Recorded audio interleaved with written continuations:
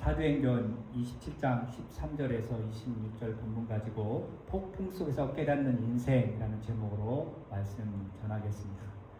사람들은 흔히 우리 인생을 바다에 항해하는 배의 비유를 많이 합니다. 바다에서 항해할 때 날씨가 좋으면 항해할 때 순항한다 라고 그러고요. 폭풍이 만나서 태풍이 일어나고 파도가 일면 굉장히 고생하고 배가 침몰할 것 같은 그런 상황들을 경험합니다. 저도 배를 그렇게 많이 타본 적은 없습니다. 한국에 있을 때 제주도 갈 때 한 번, 목포에서 제주도 한 6시간, 그리고 인천에서 백령도 갈 때 한 3시간, 거기에 탄 것 같아요. 날씨가 다 좋아서 순항을 했던 기억이 있고, 폭풍 속에서 배를 타본 경험은 없었던 것 같아요. 그러나 이 폭풍을 만나면 배가 그렇게 쉽게 앞으로 나가지 못하고 정말 죽음을 느낄 정도로 무섭다고 그럽니다. 최신 장비를 갖추고 있었음에도 불구하고 어떻게 할 수 없는 것이 이 항해이고 배인 것 같습니다. 그런데 이렇게 바다에서 배가 항해할 때 중요한 게 무엇이냐면 여러 개 있겠지만 그 중에 하나가 뭐냐면 방향을 알려주는 나침판이 되겠습니다. 그리고 통신 장비, 이게 꼭 있어야 되는 거예요. 과거에는 이 나침판 이런 게 없을 때는 어떻게 항해했어요? 우리가 다 알지만 해와 달과 별들을 보면서 이렇게 이동을 했습니다. 그리고 통신 장비가 없을 때는 그냥 가는 거죠. 그러다가 해와 달과 별이 보이지 않으면 어디로 가야 될지 망망대해서 좀 당황스러워할 때도 있었을 것입니다. 지금이야 이제 나침반도 있고 인공위성 GPS, 통신 장비 이렇게 해서 아마 항해하는 데 쉽습니다. 그러나 통신 장비가 고장이 나고 나침반 고장이 날 수도 있잖아요. 아무리 첨단 장비라도 전력 공급이 끊기고 이러면 속수무책이잖아요. 그러면 통신 장비 끊어지면 바다에서 SOS, 메이데이, 메이데이 외쳐도 도와주는 사람이 없잖아요. 그럼 난처합니다. 그러니까 이런 항해가 언제나 좋을 수만은 없는 것이 우리 항해이고 이것이 바로 우리의 인생이다라는 거죠. 다 떠나서 우리 인생에서 나침판과 같이 역할하는 통신장비와 같이 역할하는 것이 무엇일까 한번 생각해 보았습니다. 나침판, 우리의 인생에서 나침판과 같은 것이 무엇일까? 보통 사람들 하면 재력 또는 내 주변의 인맥, 내 학벌 이런 것이 나침판이 될 수도 있다라고 생각을 할 것이에요. 통신장비야 요즘은 다들 스마트폰 있으니까 이걸로 하겠지만 사실은 이런 것들도 한계가 있다는 거죠. 아무리 재산이 많고 인맥이 좋아도 내 휴대폰이 최신폰이라 할지라도 기죽이 망가지고 재산이 다 탕진되면 그것들은 우리 인생에 있어서 나침판이 될 수가 없습니다. 그렇다면 우리의 인생에서 절대 고장나지 않고 소진되지 않고 변하지 않는 나침판이 있는데 그게 뭐냐? 저는 그게 하나님의 말씀이라고 생각합니다. 이 기록되어 있는 하나님 말씀만큼 우리에게 정확한 우리의 인생의 항로를 보여주는 말씀이 없다. 그럼 통신장비는 뭐가 될까요? 간단합니다. 기도입니다. 여러분 휴대폰을 아무리 좋은 거 써도요. 배터리 없으면 무용지물이죠. 그리고 오지 이런 데 가면 안테나 없으면 기지국 없으면 휴대폰 소용없습니다. 그리고 기도는 어때요? 배터리도 필요 없고요. 기지국도 필요 없습니다. 24시간 1년 365일 언제든 쓸 수 있어요. 리차지할 것도 없고요. 자, 통신장비 쓰려면 기계 사야죠. 또 통신국에다가 한 달에 페이먼트 내야지만 기도는 어떻습니까? 돈 내고 기도하나요? 그렇지 않죠. 끊임없이 1년 360을 해도 돼요. 그것이 우리에게 있다라는 거죠. 근데 세상 사람들은 그걸 잘 모릅니다.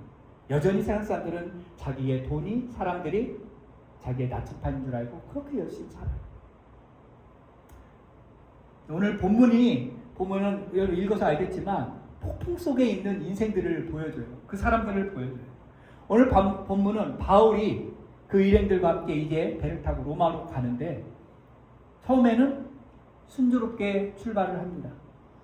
그런데 얼마 못 가서 유라굴로라고 하는 풍랑을 만나서 굉장히 고생하는 내용이 오늘 본문 말씀이에요. 그래서 오늘 본문을 통해서 이 폭풍 속에서 만나는 그들의 모습을 통해서 우리의 인생의 모습이 어떠한가 그것에 대해서 하나님의 말씀을 전하도록 하겠습니다. 먼저 오늘 읽은 13절, 14절 말씀 보시면 이렇게 되어 있어요. 처음에는 남풍이 순하게 불 때 그들이 뜻을 이룬 줄 알고 닷을 감아 그레데 해변을 끼고 항해하더니 14절 얼마 안 되어 섬 가운데로부터 유라굴루라는 광풍이 크게 일어나니 이렇게 되어 있습니다. 우리의 인생이 얼마나 연약한지 모릅니다. 우리가 살면서 계산을 하고 예측하고 어떤 일을 하든지 준비하고 해결할 수 있는 능력이 있다라고 생각을 합니다. 그러나 예상하지 못했던 작은 일들, 예상하지 못했던 큰 일들이 우리를 괴롭히고 우리를 힘들게 합니다. 오늘 13절에 보면은 이들이 굉장히 순탄하게 계획한 대로 잘 된 것 같아요. 남풍이 순하게 불었대요. 출발할 때 굉장히 편했던 것 같아요. 출발하기 전에 어떤 일이 있었죠? 지난주에 봤지만 바울이 뭐라고 그랬어요? 우리가 이번 항해는 어렵다. 그러니까 떠나지 말자라고 했을 때 백부장은 선주와 선장말을 더 듣고 그냥 출발합니다. 출발했는데 남풍이 불어요. 그랬을 때 백부장이나 그 많은 선원들, 선장, 선주는 어떻게 해요? 그렇지. 바울 저 사람이 전문가도 아니고 바울 말 들었으면 우리 그냥 꼼짝없이 거기 묶였는데 이렇게 순풍이 도는데 얼마나 좋아. 아, 잘 되겠다 라고 생각을 했죠. 그러니까 그때 당시에 바울의 말을 아무도 기울이지 않았죠. 바울을 무시했죠. 그러니까 아무 문제가 없는 것 같아요. 순풍이 부니까. 그런데 한치 앞을 내다볼 수 없는 것이 바다 날씨인 것을 우리가 알게 되죠. 그렇게 순하게 불던 바람이 남풍이 갑자기 유라굴루라고 하는 광풍이라고 했어요.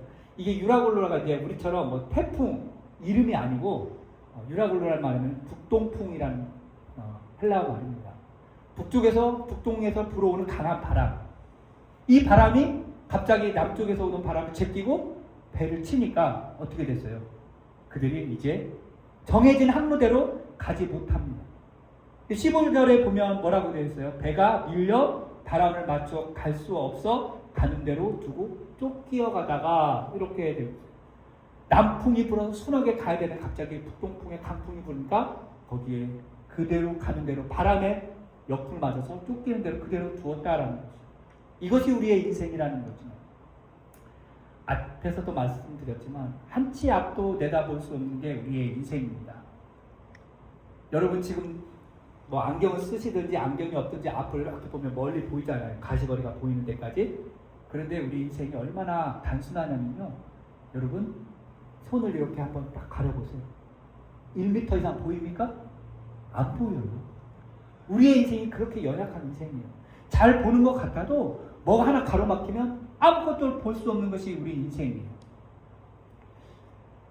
우리가 계획한 대로 모든 대로 잘 되면 얼마나 행복할까요? 우리가 계획한 대로 예를 들면 그토록 바라던 대학에 들어가고 그토록 바라던 잡을 얻고 직업을 얻고 그토록 바라던 내가 사랑하는 사람과 결혼을 해서 사랑하는 사람을 닮은 자녀를 낳아서 알콩달콩 행복하게 살고 누가 보아도 저 사람 정말 행복하다. 인생에 어려움이 없겠다라고 생각하지만 한치 앞도 못 보는 게 인생이라고 그랬잖아요. 갑자기 예상하지 못한 끔찍한 일이 발생해요. 예를 들면 운전하다가 교통사고 나서 목숨을 잃기도 하죠.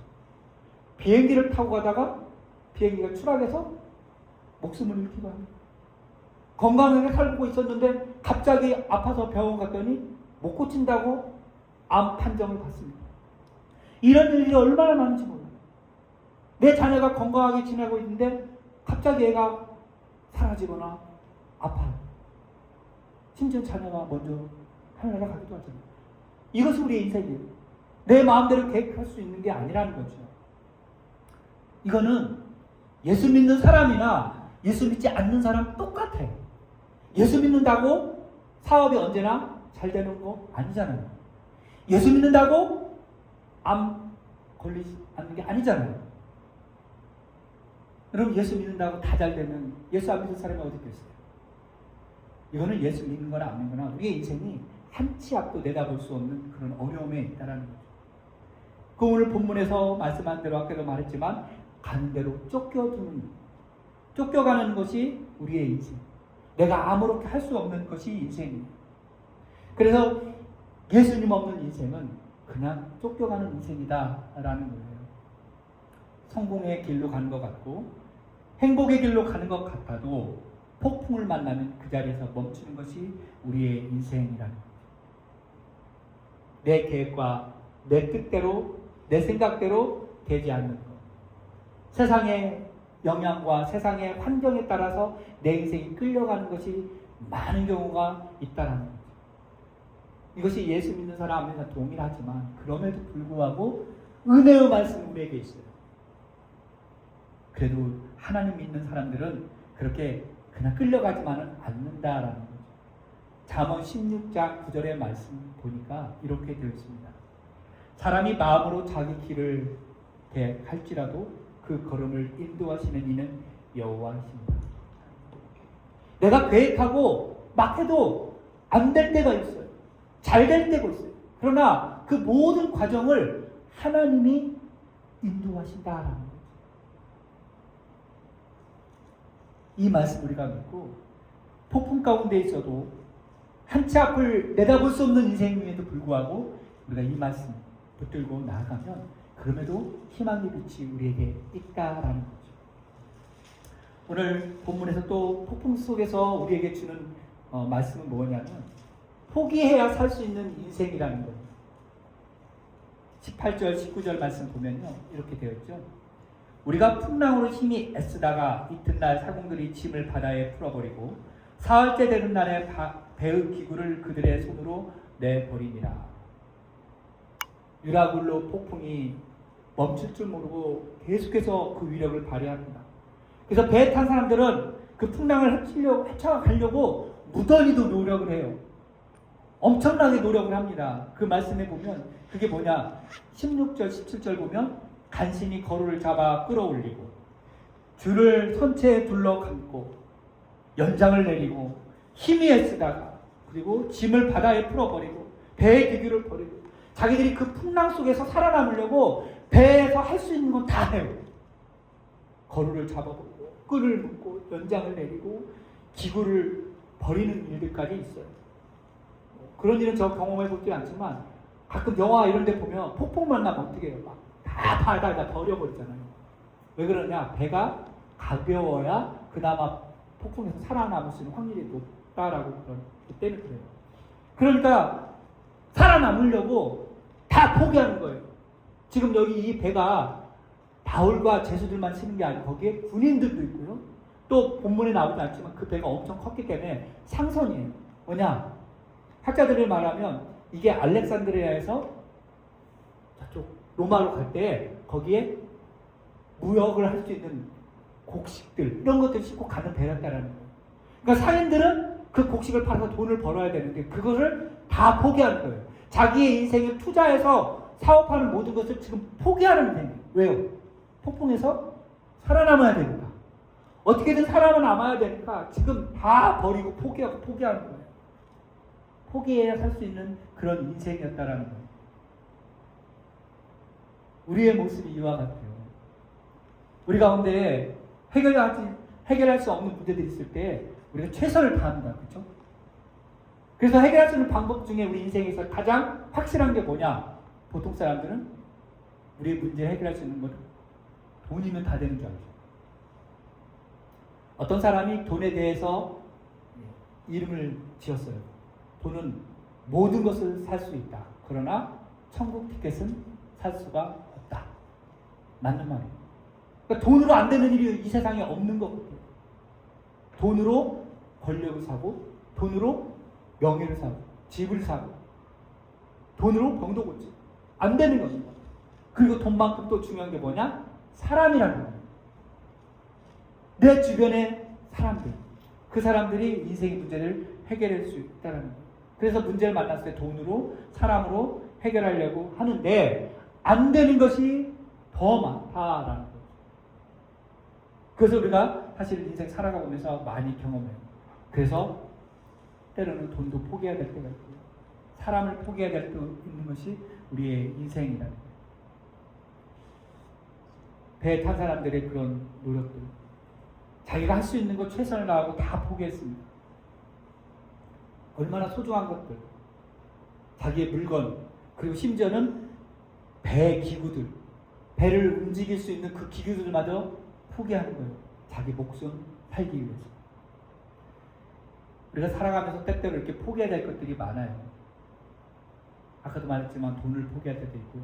사람을 포기하고 직장을 포기하고 많은 것들을 내려놓아야 될 때가 있다는 거죠.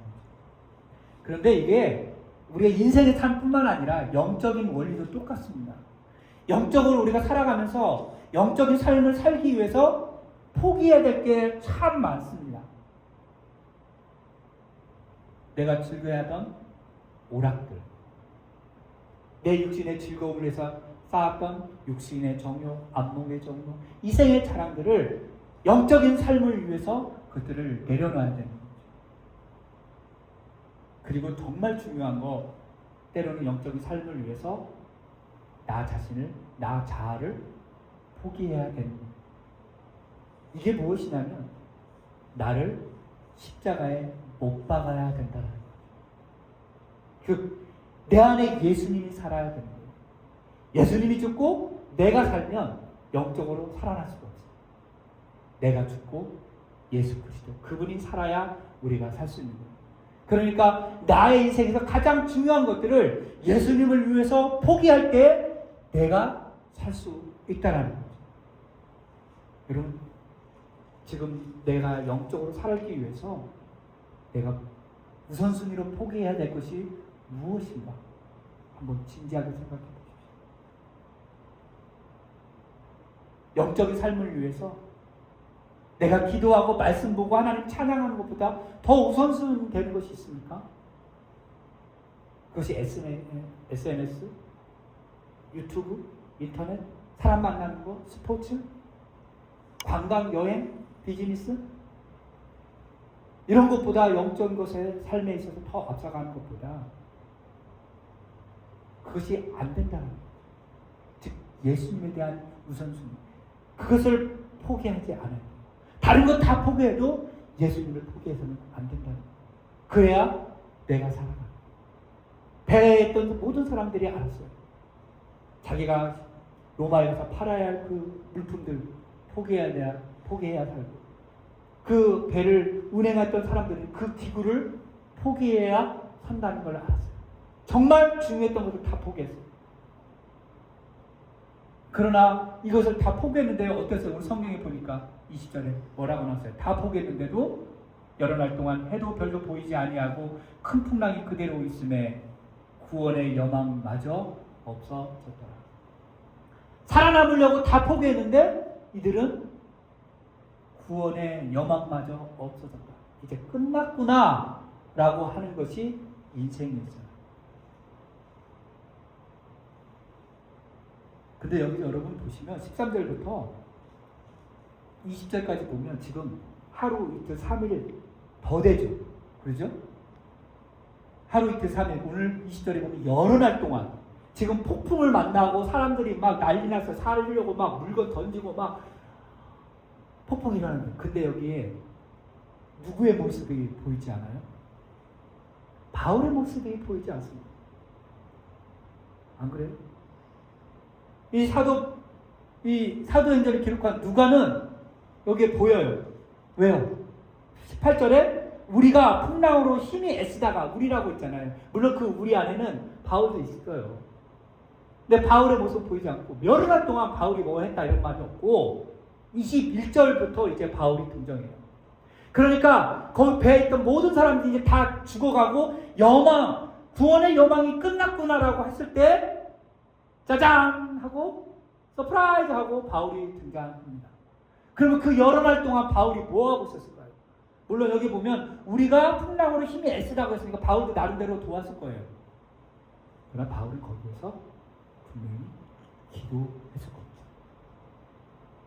하나님, 풍랑이 일어났습니다. 저에게 약속해 주지 않았습니까? 네가 로마에 가서 가이사 앞에서 나에 대해서 증인하라고 했는데 이 폭풍 만나서 지금 다 죽게 생겼는데요. 하나님 어디 계십니까? 그러면서 열심히 뱃줄 막 담기고 막 던지고 막 그랬을 거예요. 바울이 들어오기 되죠. 그리고 몇 날이 지고 사람들이 이제 다 포기하고 이제 끝났구나 할 때에 오늘 이제 21절에서 바울이 등장해요. 바울이 뭐라고 그럽니까? 바울이 가운데 서서 말하되 여러분 내 말을 듣고 글에 대해서 떠나지 아니했으면 타격과 손상을 면하였을 때라 얼마나 좋았겠습니까? 내 말 들었으면 이렇게 안 되잖아요. 정말 이 말을 하고 싶어서 바울이 이렇게 했을까요? 이미 끝난 거잖아요. 그래서 어쩌라고 이렇게 사람들이 그럴 수도 있어요. 지금 풍랑을 만났는데 어쩌라고. 그런데 바울이 그거 하고 싶은 말이 아니에요. 자, 22절부터 23절까지 바울이 하고 싶었던 말이에요. 22절에 뭐라고 해요? 내가 너희를 권하노니 이제는 뭐하라? 안심하라. 지금 구원의 소망이 끊어진 사람들에게 무엇을 이야기하고 있어요? 안심하라. 너희 중에 아무도 생명에 손상이 없다. 그냥 손상은 배만 있을 거다라고 이야기를 하면서 무엇을 이야기해요? 내가 속한 바, 내가 섬기는 하나님께서 그 사자를 보내서 어젯밤 내 곁에서 말씀해 주셨다. 뭐라고요? 바울아 두려워하지 마라. 사실 바울도 지금 사실 두려웠던 거예요. 그러니까 먼저 Don't be afraid. 두려워하지 마라. 그러고 말하고 그래요. 내가 가이사 앞에 서야 하겠고. 다시 한번 바울에게 비전을 주는 거예요. 너 안 죽어. 두려워하지 마. 너 가이사 앞에 서야 돼. 그리고 뭐라고 해요? 하나님께서 너와 함께 항해하는 자들 다 내게 주셨다.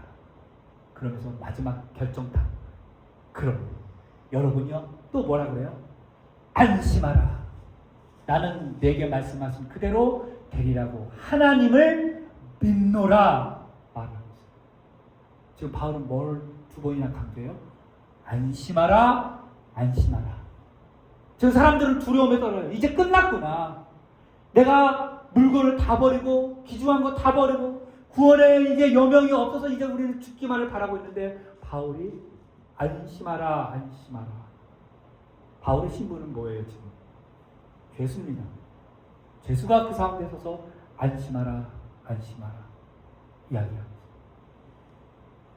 왜 안심하라고 했을까요? 어디서 이런 용기가 나왔을까요? 하나님을 믿노라. 내가 섬기는 하나님, 난 그 하나님의 말씀을 믿노라 했기 때문에. 그래서 이 폭풍 속에서 우리가 깨닫는 그 인생이 뭐냐? 하나님을 믿어야 사는 인생이라는 거예요. 배를 의지할 것이 아니라 선장, 선주를 의지할 것이 아니라 하나님을 믿어야 사는 것이 그 배에 탄 사람들, 바울을 포함한 모든 사람들이 하나님을 믿어야 되는 인생, 그래야 산다라는 거죠. 하나님을 믿는 믿음에서 바울이 이렇게 담대하게 외칠 수 있습니다. 저는 여러분이 바울처럼 됐으면 좋겠어요. 무슨 말이냐? 여러분의 각자 삶 속에 살아갈 때 여러분이 속한 그런 커뮤니티, 직장이나 또 이웃들에서 어려움들이 있을 때 여러분들이 그것들을 바라보면서 담대하게 일어서서 여러분 안심하십시오. 하나님이 함께 하십니다. 담대하게 외칠 수 있는 저와 여러분이 되었으면 좋겠어요. 어떤 어려움을 만나서 두려워할 때 벌벌 떨어서 포기하는 그런 인생이 아니라 바울처럼 분연히 일어나서 안심하십시오. 하나님이 함께 하십니다. 하나님이 도우십니다. 저는 하나님을 믿습니다. 우리를 도우시고 구원할 줄 믿습니다라고 강력하게 선포할 수 있는 그런 바울과 같은 인생, 그런 인생이 저와 여러분이 되기를 바랍니다. 사람들은 어려운 문제 만나면, 특별히 예수 믿는 사람도 마찬가지죠. 예수 믿는 사람들도 어려움을 만나면 어떻게 해요? 이 방법 저 방법 찾습니다. 그러다가 안 되면 결국에는 하나님 앞에 두 손 들고 하나님 도와주십시오. 살려주십시오. 그렇게 보통은 하는데 이제는 바뀌어야 되죠. 어려움을 만납니까? 먼저 무릎을 꿇고 하나님께 기도하는 인생. 그리고 나서 인간적인 방법, 사람을 찾든지 돈을 찾든지. 여러분 기억하시죠? 히스기야 왕이요 아수르의 침공을 받았습니다. 어땠어요? 히스기야가 군사들을 막 모아가지고 아수르를 대적했습니까? 편지를 들고 어디를 갔어요? 성전을 찾아가서 답장 드렸어요. 왕이잖아요. 왕이면 나가서 싸워야 되는데 그렇지 않았어요. 그가 먼저 했던 것은 그 어려움을 만났을 때 뭘 했어요? 기도했습니다. 하나님 보시옵소서. 하나님 궁유를 베풀어 주십시오. 살려주십시오. 그랬을 때 하나님이 히스기야의 기도를 듣고 아수를 물리쳐 주셨잖아요. 만약에 히스기야가 기도하는 왕이 아니었다라면, 하나님을 의지하지 않는 왕이었다라면 아마 모든 군사들 총통해서 또 이웃에 있는 나라들 원정해달라고 지원군을 보내달라고 해서 아수르에게 맞섰을 거예요.